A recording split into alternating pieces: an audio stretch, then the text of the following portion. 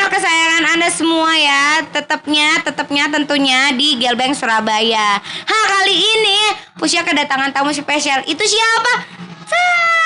Halo Pusya, lama tak jumpa. Dia adalah salah satu yang berpengaruh di Gelbeng ya, dulu. Amin. Dan sekarang. Karena dia udah off ya. Off. Definisikan dulu off itu Off. apa? Berhenti. As a hobby lah sekarang iya. lah. Tunggu, jangan dijelasin. Kita Oke. perkenalan dulu. Yes. Kita perkenalan buat bangers ya.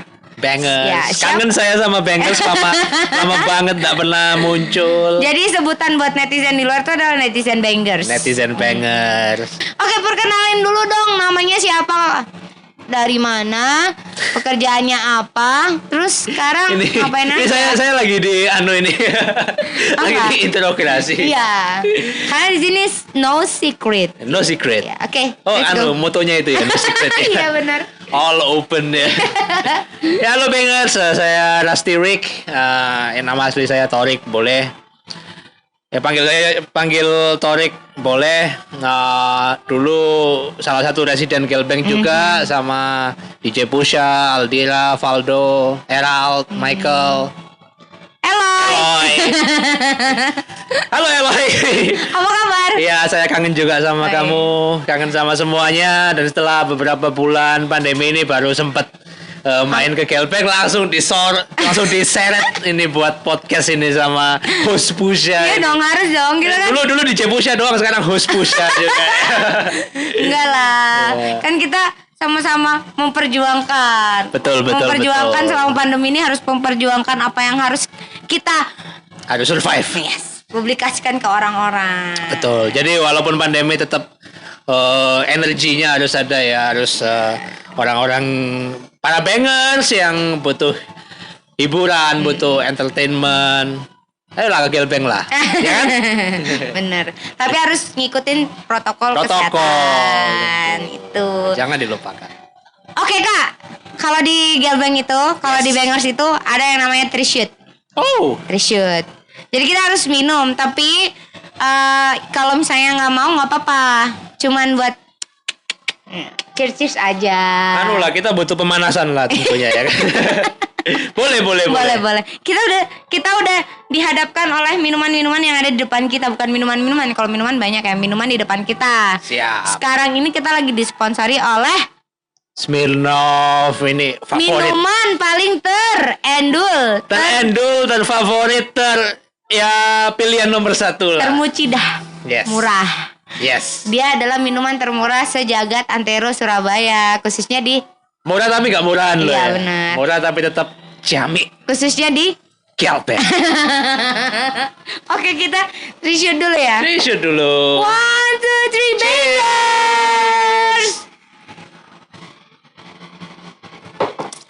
Two shoot. Oh, second shoot. Yes.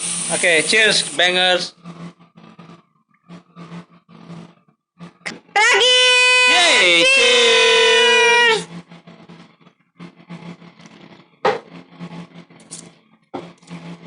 Nice one. Nice one. Smirnoff tidak pernah mengecewakan memang ya.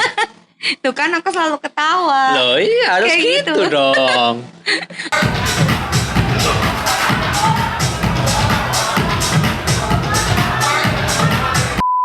Oke, kita lanjutkan perbincangan kita bersama Rusty Rick. With host Pusya. Kayaknya kali ini aku bakalan ditanya-tanya deh. Bukan aku yang nanya Loh, kayaknya ya. Kamu hostnya, Bu. Oh iya baik. Oke, Ya. Kakak. Apa, Adek? lucu. Adek. Ya, boleh. Selama pandemi ini apa sih kegiatannya? Kan kita tahu sebelum pandemi Kakak sempat berhenti dari Gelbeng karena memang ada urusan keluarga yang memang Kakak pentingin kan. Number one is family ya. Yes. Jadi kesibukan Kakak kali ini tuh apa selama pandemi? Ya kayak kita tahu lah, pandemi ini challenge ya buat kita semua, tantangan buat Pusya, buat aku, buat bangers semua, buat kru Gelbeng juga. Tantangan memang.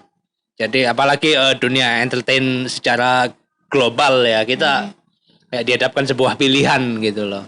Pilihan untuk bertahan atau tetap memperjuangkan apa yang kita perjuangkan kayak gitu.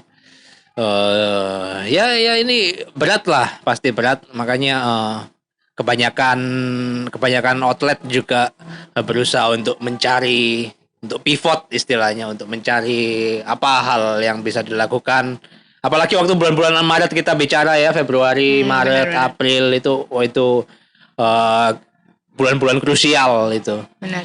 Jadi ya saya sempat di Gelbeng sebagai residen, juga sebagai koordinator event sampai November 2019. Kemudian karena ya betul tadi Pusya sempat singgung sedikit, istri saya kan tinggal di Singapura, berdomisili di Singapura. Ya saya sempat ikut ke sana. Terus juga sempat start mulai karir sebagai DJ di sana kan. And then Corona datang di Februari. Benar. Jadi ceritanya gini Pusya, kalau kita mau panjangin dikit lagi. Oke. Januari itu Imlek, saya sempat pulang kampung ke kampungnya istri saya di China. Januari akhir itu ya, Imlek itu ya.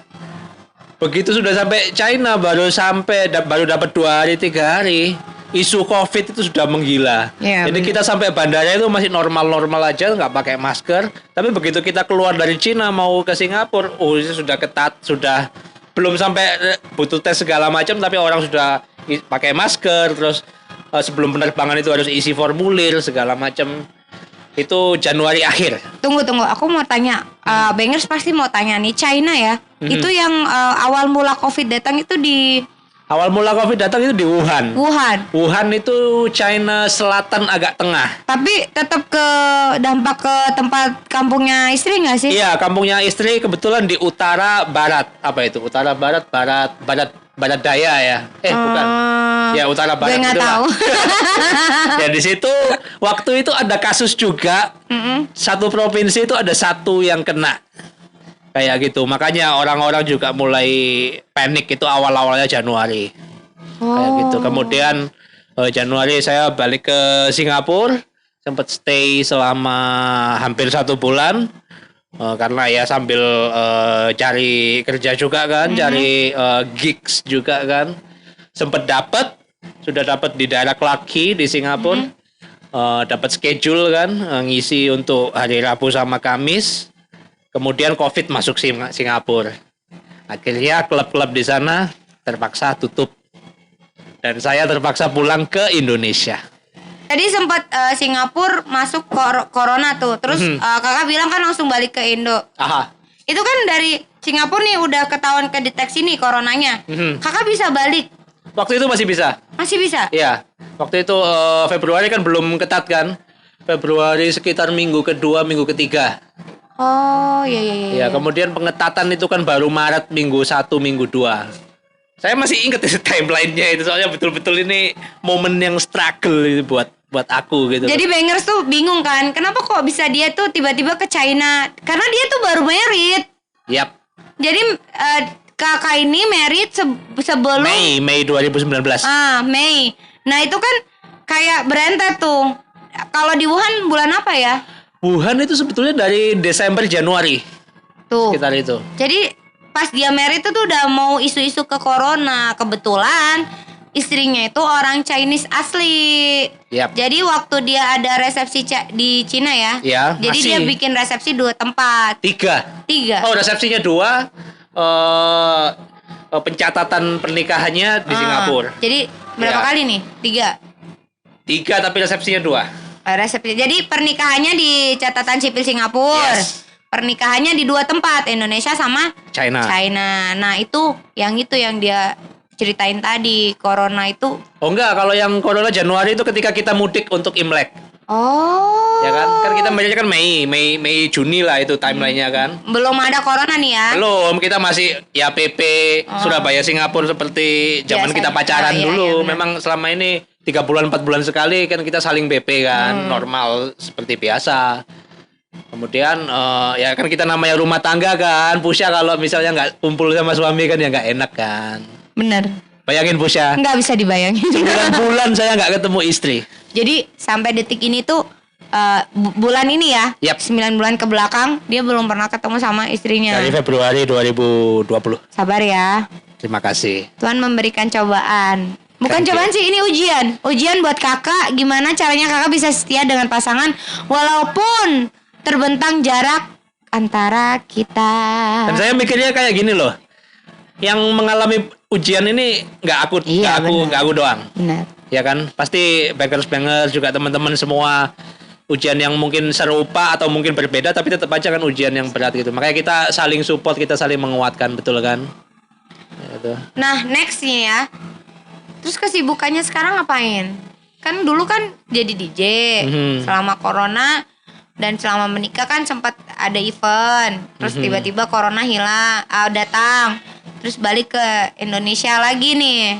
Aku tahu waktu balik ke Indonesia tuh sempat di Bali. Dia lagi memproses menjadi seorang chef. Masak. Just go straight on.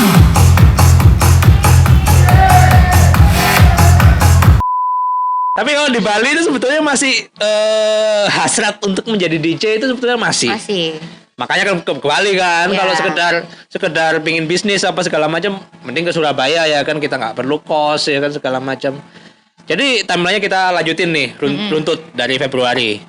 Februari sudah, aku nggak bisa lanjut di Singapura karena outletnya juga sudah tutup, nggak bisa kasih visa buat aku ya kan. Oh, nggak bisa? Iyalah kan, ya gimana mau kerja kita kalau outletnya tutup. Oh. Sementara aku udah dapat schedule, sudah mau diprosesin visa segala macam, nggak jadi. Bayangin loh, sudah dapat schedule loh. Kita sudah struggle dari Desember sampai Februari. Ya bayangin kita udah struggle, udah dapat schedule. Oke. Mungkin rezekinya untuk saat ini belum di Singapura. Aku mikir ya, pilihannya dua. Pulang lagi ke Surabaya atau kita cari lagi apalah. Mungkin Bali. Waktu itu Bali masih Oke. operasional ya Ya. kan, klub-klub juga masih ramai, turis-turis juga masih berdatangan. Bulan Februari itu kita timelinenya inget-inget bulan Februari. Di Indonesia kena corona bulan Maret ya? Yes, Maret kan? Ya, Maret. Kasus pertama di Jakarta itu. Maret. Iya benar yang itu ibu satu Iya, keluarga iya, yang masuk yang taksi guru, online. ya. Iya benar. Terus di Bali itu masih aman ya? Masih di Bali mulai kan kita sebagai DJ kan ya keliling klub 1, klub 2, klub 3, kita carilah ya kan. Kita bisa dapat gigs di mana, kita dapat kerjaan di mana. Dapat schedule, terus sudah mulai trial juga. Itu bulan Maret. Maret di Bali tanggal 27 kan nyepi. Nyepi kan tutup semua tuh. Besoknya nggak ada yang lanjut buka. Gara-gara itu corona ya. Gara-gara COVID kembali lagi. Jadi cepet banget tuh COVID, kayak nyambernya tuh cepet banget ya. Iya. Langsung Gokil. langsung gitu. Aku nggak tahu nih, ini konspirasi sih buat aku. Ya, Tapi itu penyakit beneran ada. penyakitnya real. Cuma Real. pertanyaannya kan kenapa ada? Iya, itu konspirasi kan? Yes. Hanya orang-orang yang punya IQ tinggi yang bisa jawab. Kalau IQ saya rendah, jadi menurut saya itu konspirasi. Enggak lah, mungkin nanti kita bisa singgung sedikit karena ini akan berkaitan dengan apa yang aku lakuin sekarang. Oh, itu nanti di next episode. Jangan Next sekarang episode. masuk. Oh, kita split ya. Iya, jadi ada beberapa episode kalau pembahasannya benar-benar yang kayak serius nih ya. Kita membahas tentang world dunia. Tapi siap nih bahas yang serius. Siap dong, aku harus belajar dulu. Jangan kebanyakan bercanda. Enggak, tapi kita nggak perlu yang serius, gimana paling enggak ibaratnya apa ya? Pengetahuan umum lah. Pengalaman percintaan, pekerjaan mereka kayak Ya gitu. ini percintaan juga lah, kan keluarga ya kan. Tapi ini kan mengglobal kan. Pengalaman Iya. Anda kan bukan di satu kota, tapi di Iya. luar negeri juga. Yes. Jadi bukan satu apa ya, negara.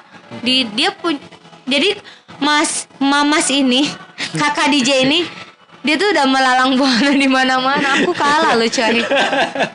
Ya karena kebetulan Bini- bininya. kita dapat bini ya orang luar ya kan. Cakep saya. Cakep. Ya Pusya juga lakinya cakep, Oh, iya. sama Pusyanya cakep, lakinya cakep, cocok ya Terima kasih, kan. terima Ya itu, jadi kita kalau kembali ke topik ya, sempet ke Bali bulan Februari, kemudian Maret udah nggak bisa ngapa-ngapain kan, sempet coba stay struggle. Nah di Bali itu adalah sebuah turning point ya buat aku ya.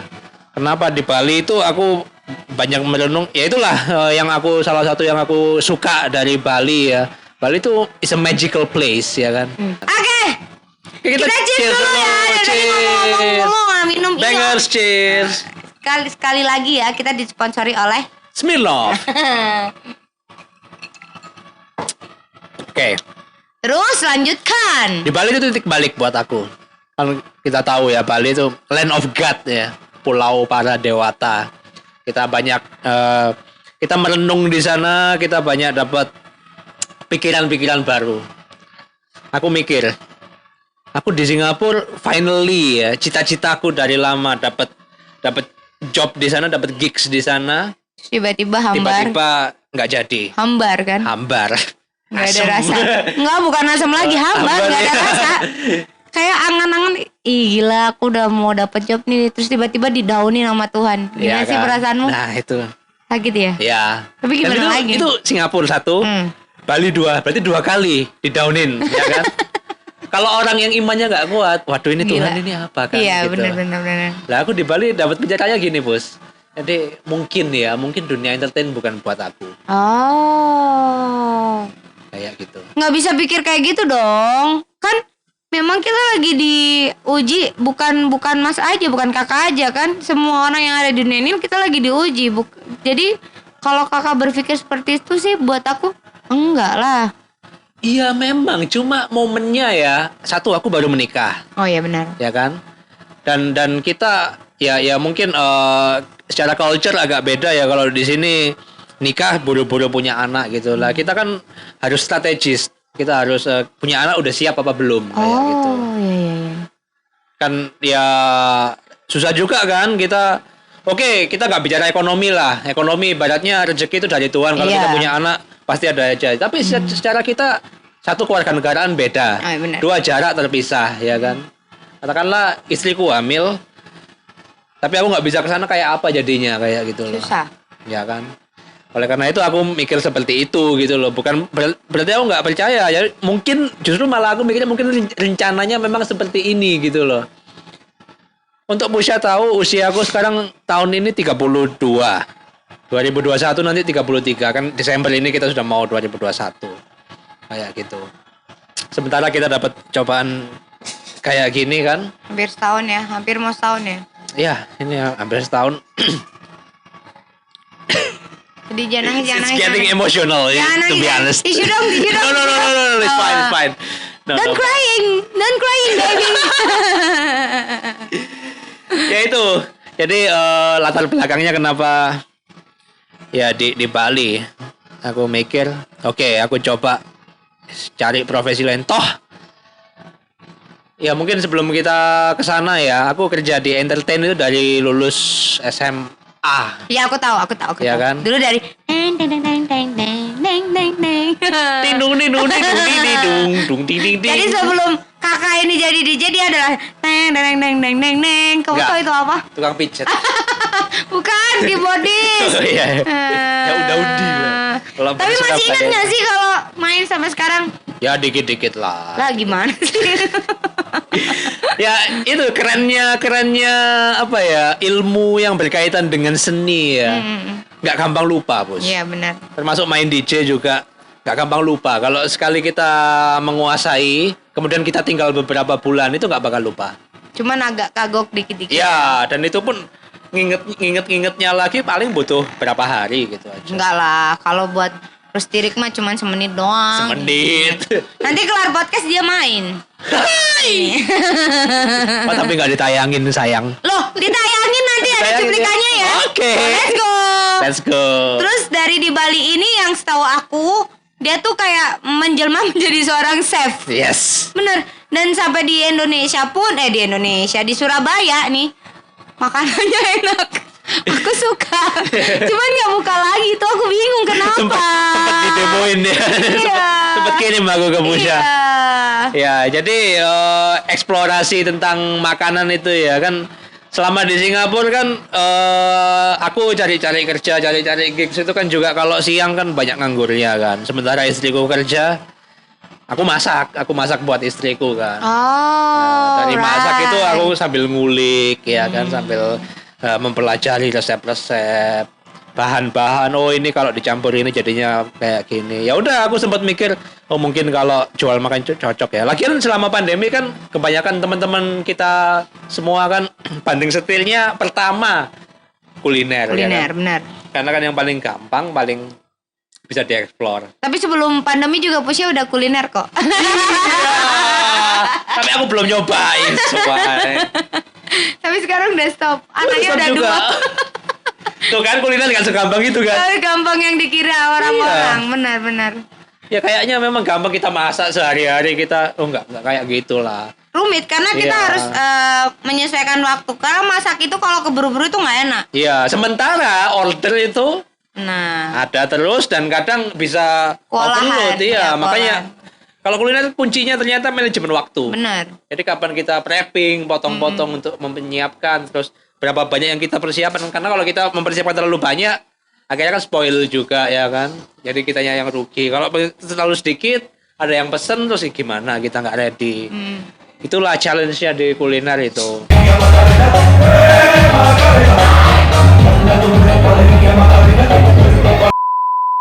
Jalan kuliner itu mulai bulan Mei. Mei di Bali. Iya, Bali kita eksperimen dulu. Terus Terus Mei, Juni, Juli itu aku pulang ke Surabaya. Finally. and then Dan usahanya itu lanjutin ke Surabaya. Nah, kenapa Juli aku pulang ke Surabaya? Duitnya habis, Bu. Bayar kosnya berat. Pusya nggak boleh banyak ketawa kata fotografernya, kameramennya. Jadi kalau mau ketawa Pusya tahan. Tapi relate gak sama teman-teman yang mengalami hal yang serupa gak? Ya iyalah Di mas. bulan-bulan itu. Tau gak sih waktu itu aku lagi hamil kan. Kita nggak kerja. Gak kerja. Tapi karena memang Tuhan itu baik di kehidupan kita semua ya. Jadi ya apapun masalah kita Tuhan masih bantu lah. Biarpun kita harus berusaha semaksimal. Jadi menurut aku COVID-19 ini adalah pembelajaran kita gimana kita buat bertahan hidup. Kita nggak boleh manja dengan kenyamanan pekerjaan yang kita punya sekarang. Agree, totally agree. Bener. Jadi kita kayak diuji sama Tuhan. Nih aku punya cobaan buat kalian semua yang ada di dunia. Kalian bisa nggak nyikapinya dengan lapang dada, sabar, ikhlas, harus survive? Bisa nggak? Kayak gitu kan? Semuanya. Biar orang tajir pun juga kayak gitu. Banyak kan perusahaan yang kolaps. Yap. Apalagi kita. Apalagi dunia malam, Busya. Gue nggak paham lagi tuh. Dunia malam ini konon katanya ya kalau kita mempelajari dari riset ya, yang recovery-nya paling belakangan. Bener. Jadi nanti ya ketika nanti kita COVID selesai, kita let's say 2021 atau 2022, Harus 2023. step by step dia. Iya, dan yang terakhir Bener. dunia malam. Iya. Yang terakhir balik, yang terakhir bangkit lagi. Mungkin ini juga pelajaran juga kan, kayak misalnya selama sebelum COVID kebiasaan-kebiasaan jelek itu bisa kita buang. Contoh kita selama ini kebiasaan minum gelasnya tukar-tukar segala bener. macam. Enggak sih, aku dari dulu gelasku satu itu aja aku bawa kemana-mana. Iya, tapi teman-teman yang lain gimana? Iya, Kan iya, banyak yang bener. nggak concern sama Bener, itu, bener, banyak bener. yang cuek, bebek kan. Sebenarnya bukan corona doang yang bisa nular ke kita, flu, AIDS, Yes. ya kan? Semua Ya. juga bisa nular ke kita Ya. lewat air liur dan Ya, gelas, Ya. kayak gitu. Ya, jadi semoga ini pelajaran juga buat kita nih nanti ketika benar